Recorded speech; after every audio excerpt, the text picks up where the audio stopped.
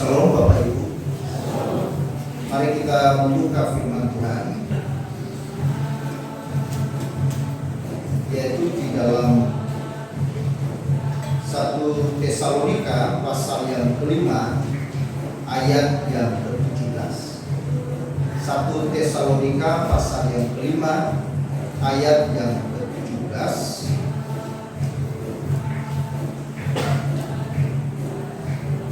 Mari kita baca bersama-sama. 1, 2, 3. Tetaplah berdoa. Sekali lagi. Tetaplah berdoa. Itu orang Kristen, saudara-saudara, berdasarkan pada doa. Karena doa adalah nafas hidup dari setiap orang percaya. Tapi doa bukan berarti selalu meminta. Karena doa adalah landasan, karena doa adalah suatu persekutuan dengan Tuhan yang dilandasi pada kerinduan untuk selalu dekat dengan Tuhan. Kita berdoa dimanapun kita berada, tidak harus selalu menutup mata. Karena dimanapun kita berada, kalau hati dan pikiran kita tertuju kepada Yesus, kepada Tuhan, itu disebut dengan berdoa. Jonathan Edwards mengatakan, doa adalah ungkapan iman yang alami, seperti halnya bernafas adalah kehidupan. Saudara-saudara, 2 minggu yang lalu kalau tidak salah, berita ini viral, yaitu di mana seorang ibu di rumah sakit di Medan, ya, kejang-kejang sesak nafas karena kehabisan oksigen. Lalu keluarga dari ibu ini marah, protes kepada suster dan juga kepada pihak rumah sakit, karena ternyata tabung oksigen yang dipasangkan di hidung ibu ini kosong. Karena tabung oksigen kosong sehingga mengakibatkan ibu ini kejang-kejang dan kehabisan nafas, akhirnya meninggal dunia. Dan ini menjadi masalah besar. Nah, saudara-saudara, perhatikan di sini betapa pentingnya nafas, betapa pentingnya sebuah oksigen dalam tubuh hidup jasmani kita. Kalau Jonathan Edwards mengatakan tadi bahwa doa adalah nafas iman dari setiap orang percaya, maka doa itu, saudara-saudara, begitu penting. Karena doa adalah nafas iman, berarti doa adalah sebuah kebergantungan hidup orang beriman. Karena doa adalah nafas. Sama seperti kebergantungan kita kepada oksigen sehingga kita bisa bernafas. Maka doa adalah sebuah kebergantungan kita sebagai orang beriman. Bergantungan hidup rohani kita. Maka kehilangan doa sama artinya kehilangan nafas. Kurang berdoa itu artinya kurang bernafas, oksigennya kurang. Makanya kadang-kala, saudara-saudara, kita mengalami yang disebut dengan sesak rohani. Nah, sesak rohani ini yang kemudian menyebabkan kita menjadi galau, kita menjadi stres, kita menjadi depresi karena jiwa. Meskipun saudara-saudara secara tubuh, secara jasmani, ya, kita bisa bernafas, tetapi secara rohani kita sedang mengalami sebuah masalah yang besar, di mana kita sedang kekurangan nafas iman. Doa adalah nafas iman, berarti saudara-saudara, doa adalah sebuah keharusan bagi orang beriman.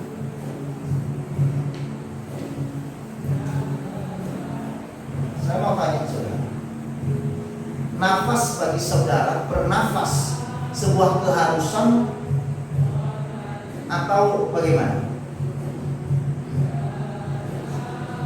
Atau ya tergantung saya mau apa tidak? Tidak. Sebagai seorang yang hidup, nafas adalah sebuah keharusan. Kecuali kalau orang itu mau ingin mati. Nah saudara, jadi doa ini bukan sebuah pilihan, tetapi doa adalah sebuah keharusan bagi orang beriman.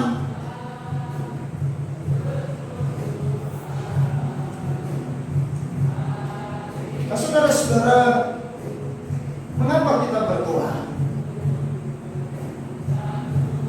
Karena doa, saudara-saudara, adalah salah satu hak terbesar yang dianugerahkan kepada kita sebagai orang percaya. Itu adalah hak untuk berdoa. Hak orang percaya, salah satu hak orang percaya yang terbesar adalah hak untuk berdoa. Mungkin kita tidak pernah pikir bahwa hak untuk berdoa adalah sebuah hak yang istimewa, saudara-saudara. Saudara coba bayangkan bahwa seandainya presiden datang di tempat ini, lalu kemudian dari sejumlah orang yang hadir, lalu ditunjuk, diberi hak untuk berbicara langsung kepada presiden. Seandainya saudara ditunjuk untuk berbicara langsung kepada presiden, saudara senang atau sedih? Hah? Tidak tahu. Saya senang. Saya merasa bangga, saudara. Ini kesempatan saya bisa bicara langsung dengan presiden, orang nomor 1 di Indonesia. Ini spesial. Saudara-saudara, tadi dikatakan bahwa salah satu hak terbesar yang dianugerahkan kepada kita sebagai orang percaya adalah hak untuk berdoa. Pernah kepikir tidak Bapak Ibu, bahwa berbicara langsung kepada Tuhan melalui doa itu adalah hak yang spesial, yang lebih tinggi dari hak kita berbicara kepada presiden. Karena kita waktu berdoa, kita sedang berbicara secara langsung kepada Raja di atas segala raja. Waktu saudara berdoa, itu artinya saudara sedang berbicara langsung dengan Tuhan, pencipta alam segala sesuatu, alam semesta. Kesadaran ini yang mungkin kurang bagi orang percaya, sehingga dianggap bahwa waktu berdoa ini adalah merepotkan. Sering kita sungkan berdoa karena kita merasa tidak perlu untuk berdoa. Kita tidak mau berdoa karena kita menganggap bahwa doa tidak ada arti apa-apa. Padahal saudara-saudara, ini adalah hak istimewa saudara. Itulah sebabnya Kristus mati di atas kayu salib. Dan waktu dia mati di atas kayu salib, salah satu kejadian yang terjadi, takbir di dalam bait Allah itu sobek.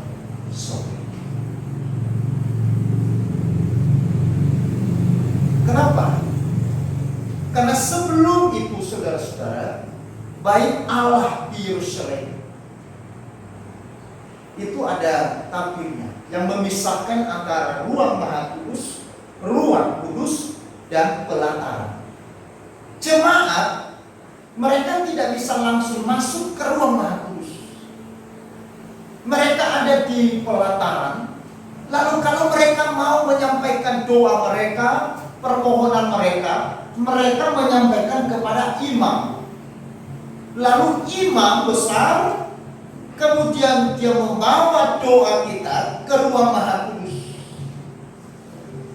Jadi jemaat, orang percaya tidak bisa langsung kepada Tuhan, harus melalui perantaraan seorang imam besar. Maka waktu Yesus mati di atas kayu salib, salah satu kejadian terjadi selain gempa bumi dan gelap gulita, yaitu tabir di dalam bait Allah itu sobek. Artinya tidak ada lagi sekat, tidak ada lagi pembatas. Setiap orang percaya kepada Yesus bisa langsung datang kepada Bapa. Amin. Setiap kita bisa langsung berbicara kepada Bapa. Kita bisa langsung membawa pergumulan kita kepada Bapa. Ini anugerah.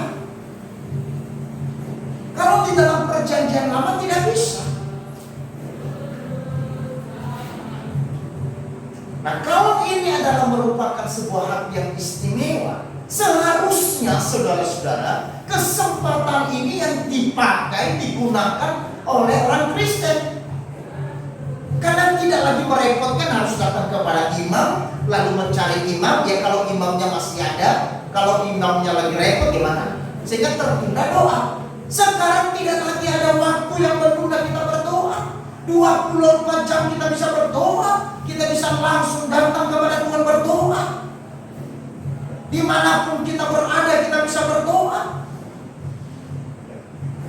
Meskipun saudara-saudara tentunya doa tidak hanya selalu meminta, tetapi doa adalah sebuah persekutuan ya, yang kita bangun dengan Tuhan, yang dilandasi dengan kerinduan untuk selalu dekat dengan Dia. Maka kita yang hidup di dalam perjanjian lama, kita hidup di dalam anugerah Tuhan.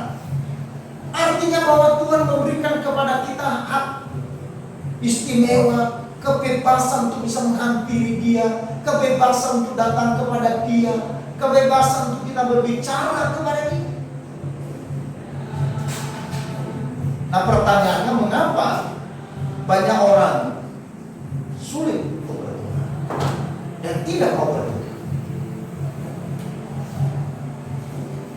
Karena tidak menyadari bahwa betapa pentingnya doa.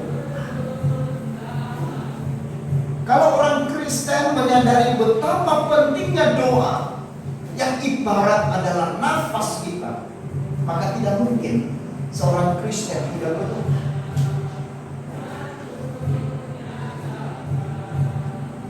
Saudara-saudara yang terkasih dalam Tuhan, doa tidak saja menjadi hak istimewa kita, tetapi doa juga adalah obat bagi jiwa yang hampa, pikiran yang bimbang, dan hati yang terluka.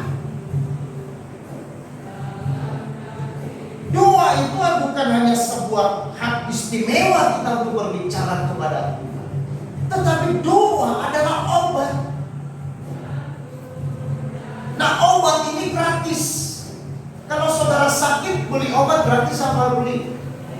Beli, saudara. Apalagi sekarang ya, obat itu mahal. Doa adalah obat bagi jiwa yang hampa, bagi jiwa dan pikiran yang bimbang, yang takut dan hati yang terluka. Jiwa yang hampa, pikiran yang bimbang, hati yang terluka, itu hanya bisa disembuhkan oleh obat, yaitu doa.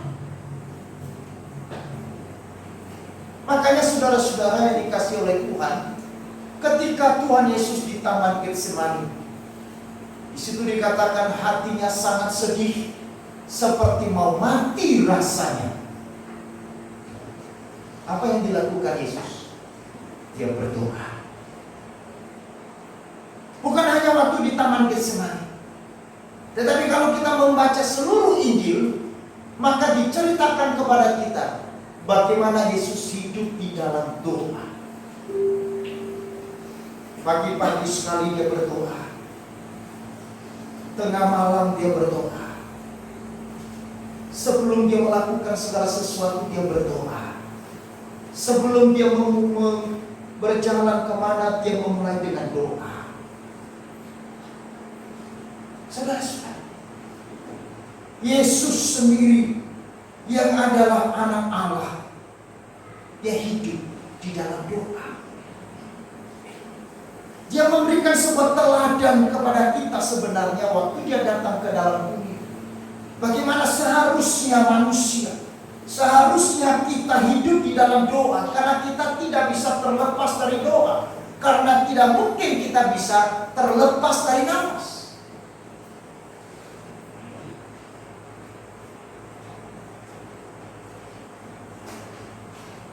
Hati dan pikiran kita harus tertuju kepada Yesus dimanapun kita berada. Amin. Dan saat apapun kita. Saudara,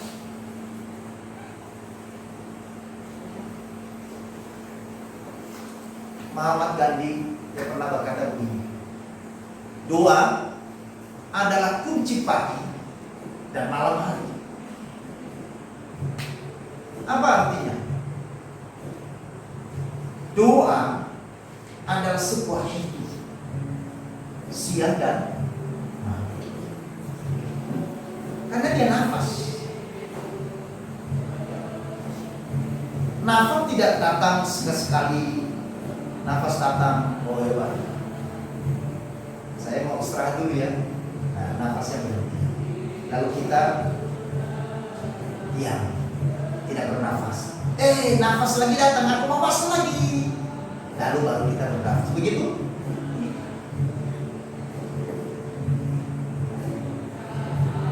Nafas, selagi kita hidup, nafas tidak akan pernah berhenti.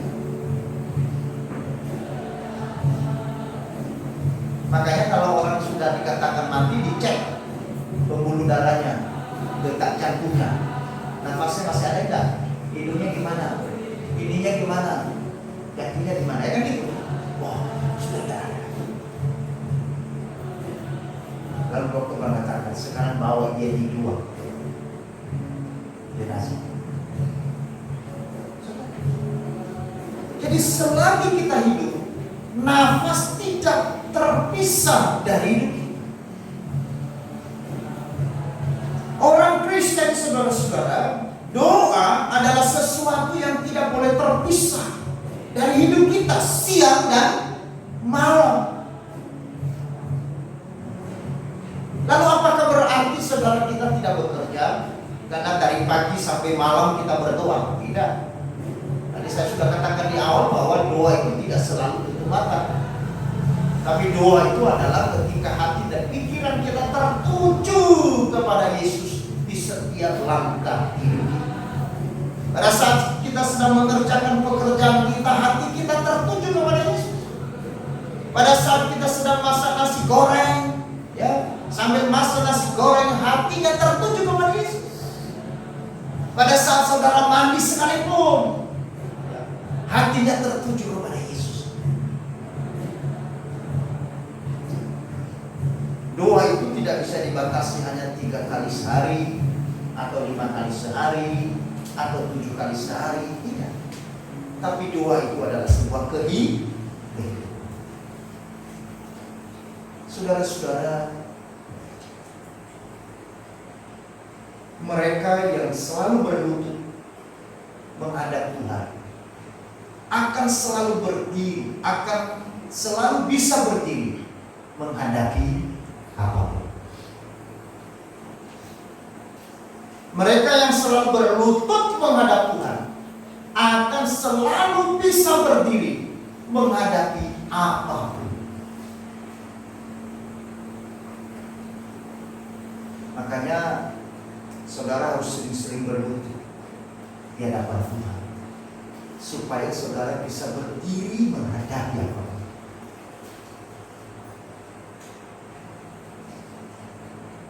Kenapa banyak orang lari, banyak orang menyerah? Karena mungkin jangan berlutut dalam doa. Karena tanpa doa, saudara dan saya tidak bisa berdiri menghadapi kehidupan yang sulit dan berat. Daniel pasal 6 ayat 11 dikatakan, demi didengar Daniel bahwa perintah itu telah dibuat, pergilah ia ke rumahnya, dalam kamar atasnya ada tingkap-tingkap yang terbuka ke arah Yerusalem. 3 kali sehari ia berlutut berdoa serta memuji Allahnya seperti yang biasa dilakukan. Saudara, waktu Daniel di dalam pembuangan, lalu kemudian ada satu ultimatum dari raja, bahwa setiap orang yang ada di negeri ini dia harus menyembah kepada kaisar. Tetapi Daniel yang percaya Tuhan, dia justru datang ke kamar di atas, dan setiap tiga kali sehari, saudara-saudara, yang berlutut dan berdoa dan memuji Allah. Ketika Daniel diketahui bahwa dia selalu melakukan hal itu, setiap hari ia mencari waktu, meskipun dia seorang yang sibuk sekali, dia punya pekerjaan yang begitu banyak karena dipercayakan di dalam istana. Tetapi saudara-saudara, Daniel dia tidak melalaikan apa yang menjadi kebiasaannya untuk berdoa. Dia selalu mencari Tuhan setiap hari. Dia selalu berlutut dan berdoa dan memuji Allah. Lalu ketika kemudian diketahui dan dilaporkan kepada raja bahwa Daniel dia selalu memuji Tuhan, dia selalu berdoa kepada Tuhannya, lalu kemudian keluar perintah bahwa Daniel harus gimana?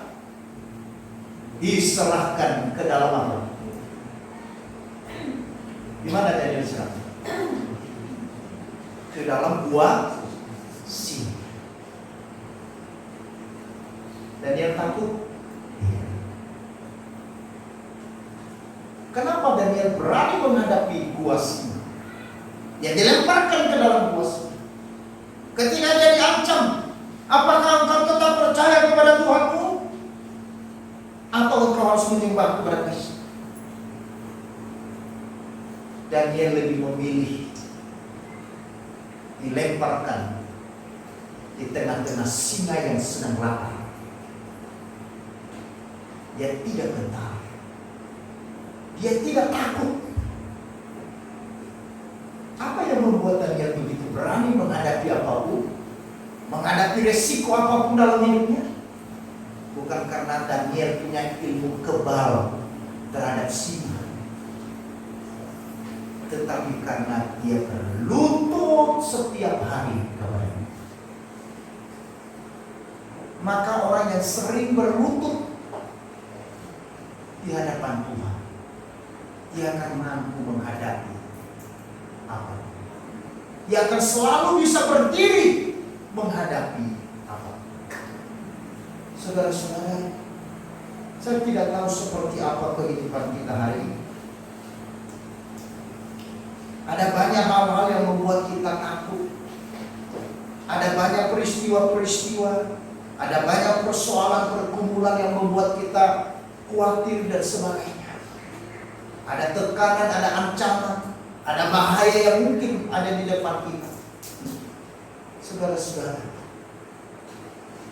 lutut kita yang berlutut kepada Tuhan, itu yang membuat kita bisa selalu berdiri menghadapi. Saudara-saudara yang dikasihi oleh Tuhan,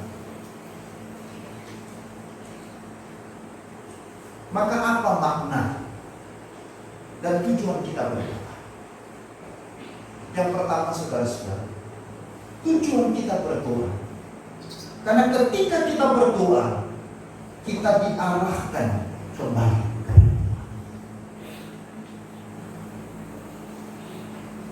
Waktu kita berlutut dan berdoa kepada Tuhan, saat itu arah jalan kita yang tadinya mungkin melenceng, sekarang diarahkan kembali kepada siapa? Pada Tuhan.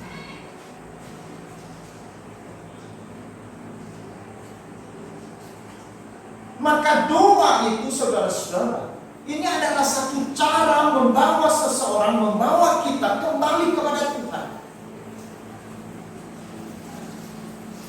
Itulah tujuan kita berdoa. Yang kedua, kita berdoa, ketika kita berdoa, kita membawa kehadiran Tuhan dalam hidup kita. Jadi waktu kita berdoa, kita membawa hadirat Allah hadir dalam hidup kita, memenuhi hidup kita.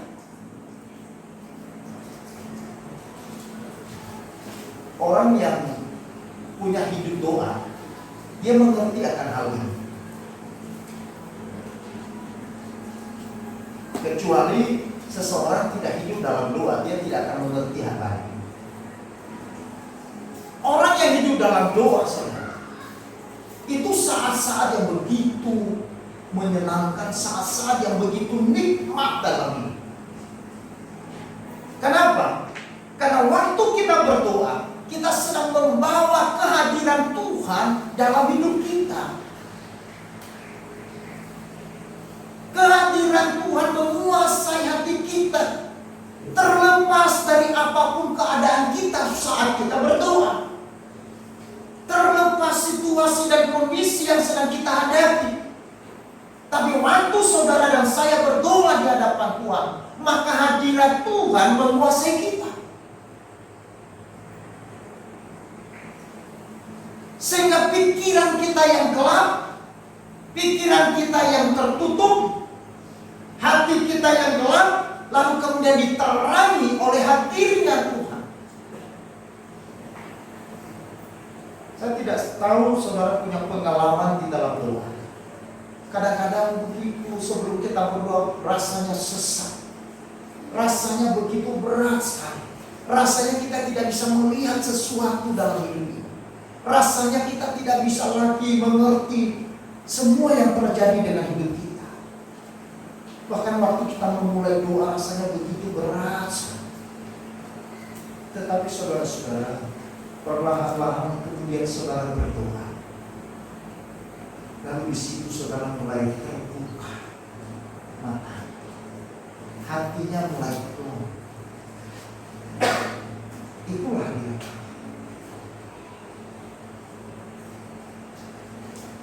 Yang ketiga, ketika kita berdoa bagi orang lain, kita akan lebih menyadari kebutuhan orang lain. Maka kalau kita mau mengerti orang lain, yang saudara lakukan apa? Bukan mengecek kehidupannya dia, tetapi berdoa untuk dia. Amin. Sehingga kita mengerti kebutuhan teman kita, kita mengerti kebutuhan orang itu, yaitu dengan kita berdoa. Berdoa bagi orang lain, saudara-saudara, ini adalah sesuatu yang indah.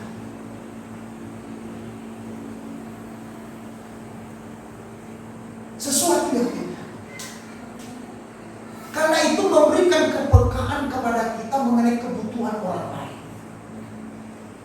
Berdoa untuk orang lain ini juga adalah sesuatu hal yang penting. Makanya banyak orang, aduh, kita doa saja, ya, kita sudah tidak ada lagi bahan pokok doa. Saya sudah berdoa untuk diri saya. Semua yang saya semua sudah saya doakan. Tak usah lagi berdoa. Padahal ada orang lain yang harus didoakan. Kalaupun saudara sudah selesai katakanlah pokok-pokok doa saudara, ternyata masih banyak pokok-pokok doa yang lain. Saudara-saudara, saya bersyukur bahwa saya dalam 1 minggu saya ada pokok-pokok doa itu. Jemaat bertambah, ada orang saya kenal baru, bertemu dengan orang lagi, maka pokok doa saya bertambah.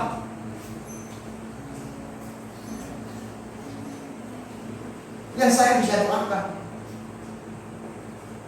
Waktu saya di motor, saya bisa doakan si A. Walaupun tidak tutup mata. Karena ini penting sekali. Kemudian yang terakhir, ketika kita berdoa untuk pelayanan yang kita lakukan, kita sedang mengundang berkat Tuhan turun atas pekerjaan. Pelayanan yang kita lakukan itu bukan pekerjaan kita. Pelayanan yang kita kerjakan itu bukan usaha kita. Maka orang yang melayani Tuhan, dia harus melakukan setiap pekerjaan pelayanan dengan doa. Karena di dalam kita berdoa, kita sedang mengundang berkat Tuhan turun atas pekerjaan yang sedang kita kerjakan. Makanya kalau tanpa berkat Tuhan, tanpa hadiran Tuhan di dalam pekerjaan yang kita lakukan, maka pekerjaan itu tidak pernah menjadi pekerjaannya. Itu pekerjaan kita. Tetapi waktu kita mengerjakan apa yang menjadi pekerjaan Tuhan, dengan mengundang dia hadir melalui doa, maka kita sedang mengerjakan pekerjaannya karena Tuhan hadir dalam pekerjaan. Karena siapa kita, saudara-saudara, bisa menyelesaikan pekerjaan Tuhan? Siapa saya bisa mengerjakan pekerjaan Tuhan? Pekerjaan saya sendiri aja tidak bisa. Pekerjaan untuk diri saya sendiri saya tidak mampu. Apalagi mengerjakan pekerjaan Tuhan. Pekerjaan Tuhan itu begitu besar. Pekerjaan Tuhan itu begitu berat, saudara-saudara. Jangan pernah menganggap enteng. Cuman kelihatannya sepele. Apa susahnya jadi singer itu pekerjaan? Apa susahnya jadi ambil kolektor? Bukan di situnya, saudara-saudara. Bukan di situnya. Apa susahnya jadi berkhotbah? Tidak susah. Tidak susah berkhotbah. Tidak susah. Tidak susah memberitakan Injil. Tidak susah kok bersaksi kepada orang lain di mana-mana. Tetapi saudara-saudara, penting sekali bahwa waktu kita mengerjakan itu, kita selalu menghadirkan Tuhan di dalam pekerjaannya. Itu yang susah. Saudara bisa pergi kemana-mana, tetapi Tuhan hadir tidak kemana-mana itu.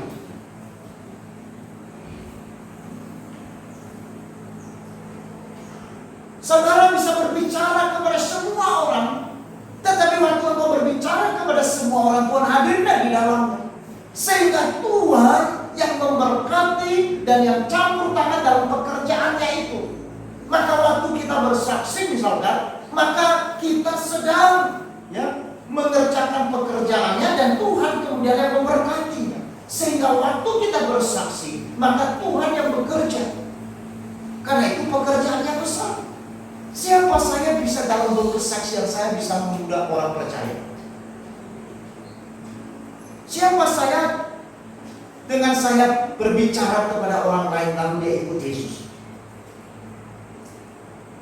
Kalau Tuhan tidak hadir untuk turun bekerja dalam pekerjaan itu melalui kesaksian kita, maka itu sia-sia.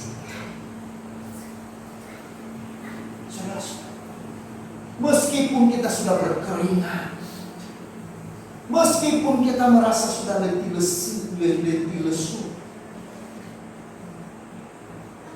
tetapi adakah kita di dalam pekerjaan yang kecil maupun yang besar yang sedang kita kerjakan, lakukan dalam keseharian kita, dia selalu hadir, dia selalu turun memberkati kita. Makanya doa adalah sebuah sarana di mana kita sedang mengundang berkat Tuhan untuk turun atas pekerjaan. Amin. Nah, saudara-saudara yang terakhir, ada 3 hal yang hari ini harus dilakukan oleh orang percaya. Karena yang dilakukan ini adalah sangat penting dan amat penting. Dan suka atau tidak, suka, tetap harus dikerjakan. Apa 3 hal itu, saudara-saudara? Yang pertama, tetaplah beriman. Yang kedua,